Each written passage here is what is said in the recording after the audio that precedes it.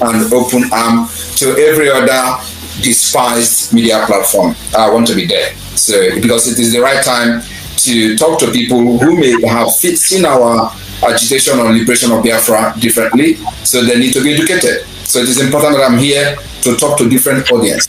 And what is happening in Finland is not declaration of Biafra, but declaration of the restoration of independence of Biafra, because Biafra has been declared and recognized in 1967, and recognized by different countries. So that sovereignty were forcefully lost, and Nigeria took it back. So we are here to restore it back, because after that war, nothing has changed. Actually, the reason for the war has escalated, and the issue and the cases are completely different today. Worse than what it were before the war.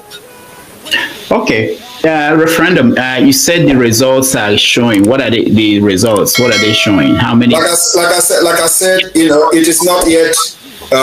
They've not opened the but we know from the record that it is over 50 million. People in Nigeria, how did they vote? We have been posting the videos of the voting. One thing that people don't know is that, first of all, I would like to educate those who may have not paid attention because of propaganda of the Nigerian media and those pushing it. Biafra today has a de facto government, functioning de facto government in the homeland. And in this de facto government, we have 40 United States of Biafra. In this 40 United States of Biafra, each state has 15 counties. In each county, you have 5 districts. In each state, we have 75 districts. And in this district, we have head of district. In these counties, we have head of county. And then we have, in this state, we have the administrator, which is equivalent to governor. So this is what a lot of people don't actually know. So when they see the result of our activities in Biafra land, they are surprised and shocked how Simon Ekpa is doing this from Finland, because we control the Biafra land from grassroots. So the government is already in the grassroots. So every community knows who is their county leader. Every county knows who is their county leader and who are the executive in the counties. And so with this particular structure, we are able to conduct this referendum, and people are fiscally voting. And of course, it may also shock you that the reason we have succeeded so far in the civil disobedience is also because of the structure, the strong grassroots structure that we have, which Nigeria know, but of course I don't want to tell the other citizens who are available to understand why every effort to stop the sit at home has failed. They tell you it is because people are getting killed and stuff like that. It's a lie. We must always have respect for our nations. When the national anthem is being sung, you cannot stand up. You close your video. Americans stand up with their hand on their chest, respecting their nation. For NDSA to be sitting down all the time, sipping his coffee is absurd. I am mad. I don't speak behind anybody. I say it as it is. All right, Andy, as you have to take correction of that. We don't see it why the Biafra national anthem is going on. So that's observation, and the correction must be taken. Thank you. So let us start immediately with what we have in our agenda of the meeting today. I welcome every one of you today to this emergency cabinet meeting, where we will be discussing issues about the Biafra liberation and the achievement of the government so far. So I welcome every one of you as our December declaration is coming very close. The terrorist state of Nigeria is quaking, and of course we have done very, very tremendously well in representing Biafra people globally. So today, I welcome every one of you to this cabinet meeting. The meeting will be holding probably on every second week or every 2 weeks as we go closer to our declaration, and then we are going to move to weekly meeting as the case may be. So I hereby declare this meeting open. Let's go through the agendas of the day. Thank you. Thank you so much, PM. Let's go to the struggle stage. Once again, I welcome every one of you on the progress we have made so far, especially on the issue of defense. Biafra defense has been very, very strong. We're getting stronger by the day.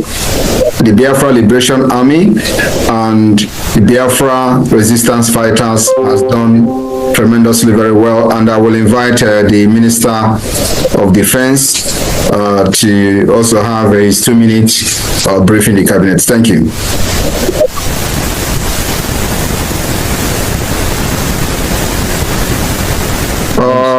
Defense, you mute yourself. Thank you. Yeah. Thank you, PM. So, Biafrans, so I greet all the cabinet members present. Just like the PM just said, the defense of Biafra land is very strong. Our men are very motivated. They know that what they're doing is that they're fighting for their freedom as well. So we are fighting for freedom. So our people are doing very well, and we're supporting them. So that's very, very important. I will thank all the federal government administrators, how they are also lending us to support our men on ground by providing some needed supplies when there's need for that. So that's why I don't want to go really deep into it, because we're making our men, like our Dragon Fighter Marines and our Black Marines, in the peninsula, they're doing very well. We have some incidents, but we're still controlling the Abana. This regional headquarters in Abana, we're still controlling it partially. But we're fighting there, we're defending the area as well. So all departments, all the command fronts on the Biafra land, in the mainland, we're doing very well. No, we have some challenges in Imo State, of course, but it's nothing that we cannot handle. So our men, our gallant men are doing everything, and they're winning. So we are winning. Biafrans are winning. So just to keep it down, all we need is support, more financial support, for the material that they need. So but with what we have so far, we're doing very well and managing all the resources that we have. Thank you, PM. Let's leave it there. Thank you very much, Defense Minister, for that update. And of course, we have had a development a few days ago with our alliance with the Ambazonia leader, the president of Ambazonia Governing Council, Dr. Cho Ayaba, which the news came that he was arrested in Norway. And of course, on that regard, we have been able to establish contact with the Ambazonia, Governing Council to know exactly what is happening and what is going on. And of course, at this point, the information is still very limited, information we are getting, but it is one of the things that everybody should understand, that it is normal in a struggle like this. You have ups and downs, and you stay very resilient and continue to push, and at the end of the day, the end will justify the means. So I will invite the Director General of the Foreign Affairs Department or Ministry of the Biafra Republic Government in Exile and the Homeland, Professor Joy Irobi, to give us a brief of what we have gathered so far between the Ambazonians Alliance. Professor Joy Irobi, over to you. You have 2 minutes. Thank you. Okay. Good evening, dear friends. So to go straight, I had a meeting with the Ambazonia team, and it was not, well, they were a little bit unsure, and of course, it's very understandable. A lot of things are ongoing, but it's kind of kept quiet. So what is important is that they wanted us Biafrans to speak strongly and condemn what is ongoing. And that's what we're also doing, using the social media to really speak strongly against what is ongoing, and also basically looking at the relationship between the Cameroon BIA with Switzerland and the tight relationship between Switzerland and Norway. It's all political pressure. So basically, everything is under control. So we are very close and at standby. He said that they know the truth from inside. Let me read it out to you again. This was posted on Simon Ekpa'S X handle. He said General Holy Ghost wants Ngozi Orabweze, aka Madan, #you must bow, and her entire media dogs against destroying what Prime Minister Simon Ekpa built and blackmailing truthful Biafrans because of power hunger. He warned that they know the truth from inside the battlefield and don't need anyone to explain anything to them. Are you listening to the story I'm reading out? If I start now, some people will say, hey, leave there.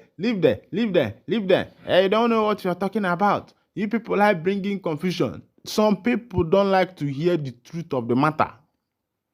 My own is that I have not yet known what is happening, but something is happening inside there. From that declaration day, I dropped that video. I showed it to you people. I said it. You people thought that you are working. You don't. That's one thing with African man. African man looks at things with bias because you have already loved this person, is your fan, and you don't even care where he's getting it right or where he's getting it wrong. No. You have to watch it. Meanwhile, the thing is that everybody's eyes, should I say, on that declaration day, everybody's eyes is happy. Some people want to see the declaration.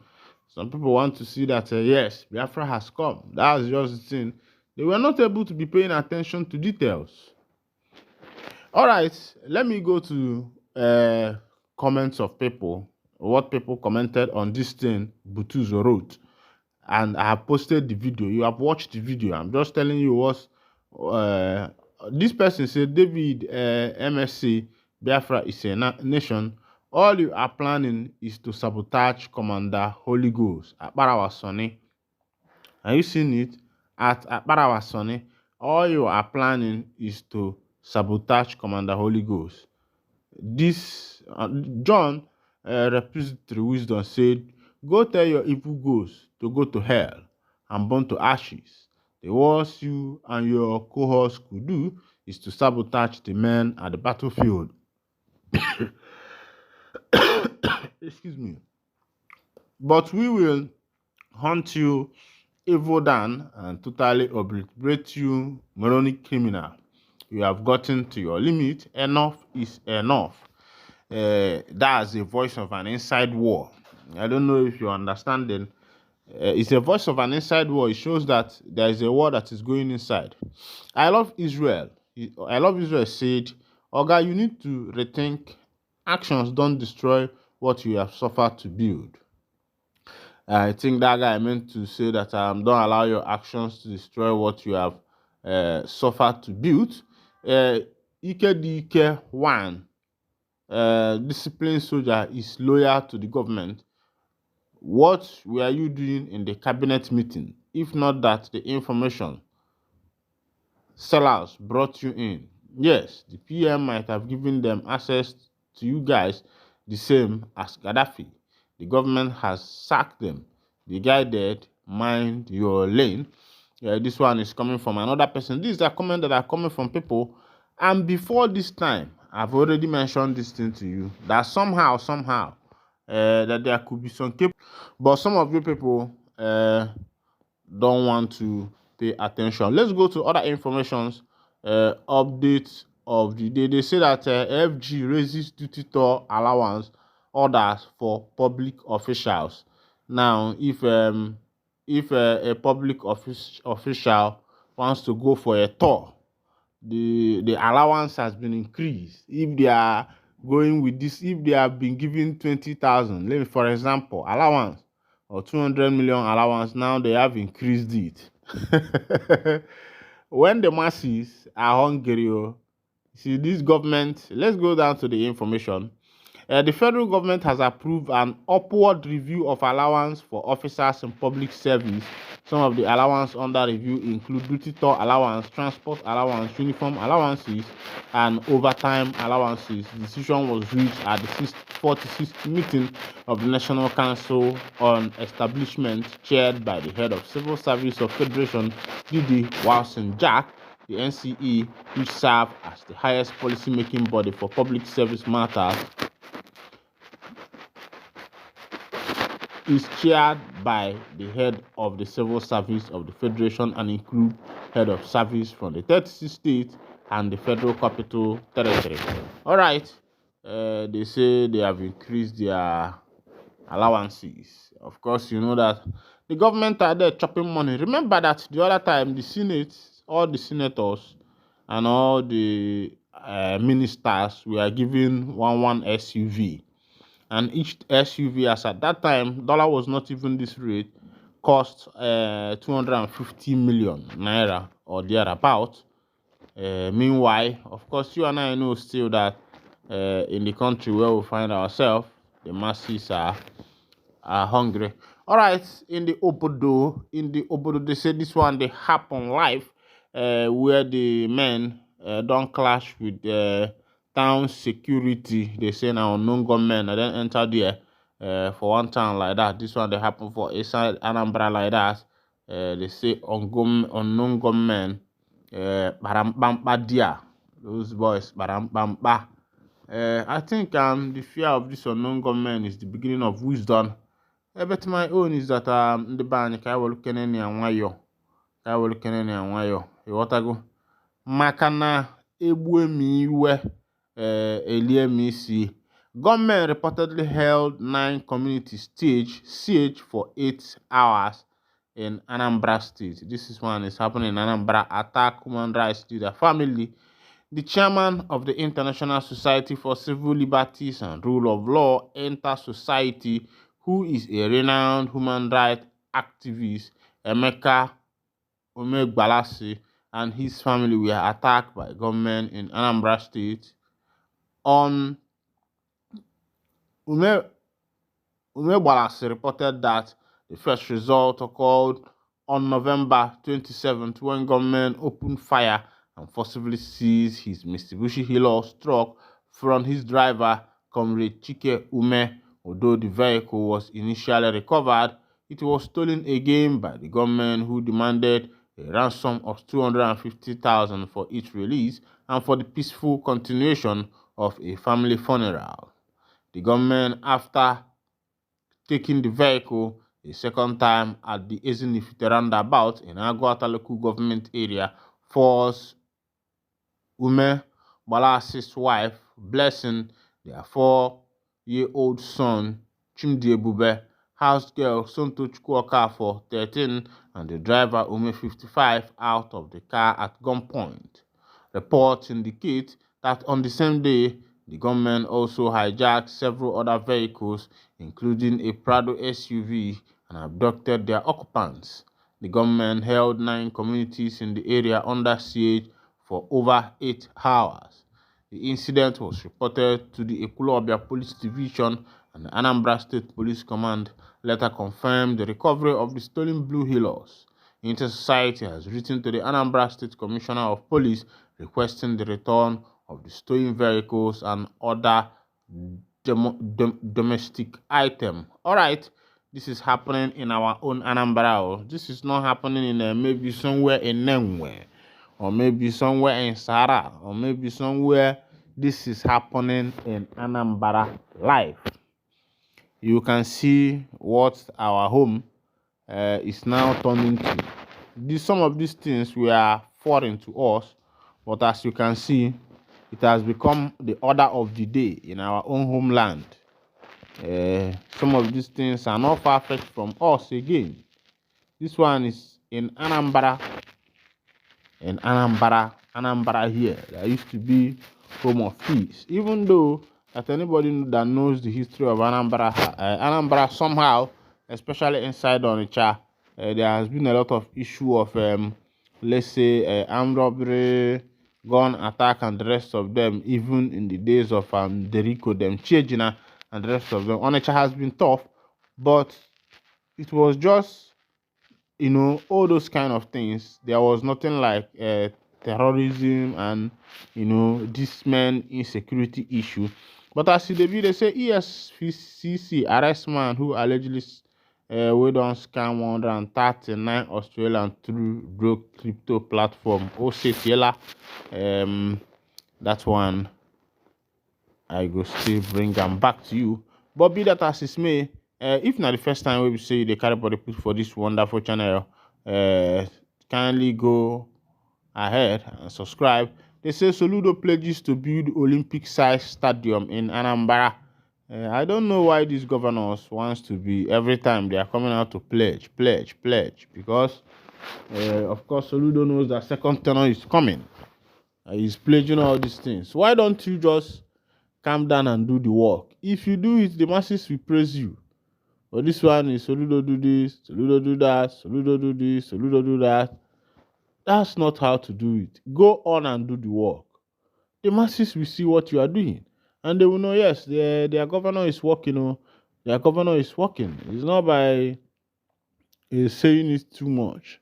Meanwhile, this is where I'll be winding down the curtain, and if this is your first time of joining us, kindly go ahead and subscribe, like, comment, share, and also remember to on your notification button so that whenever our news drop, you will be the first to collect them. Well, thank you for listening.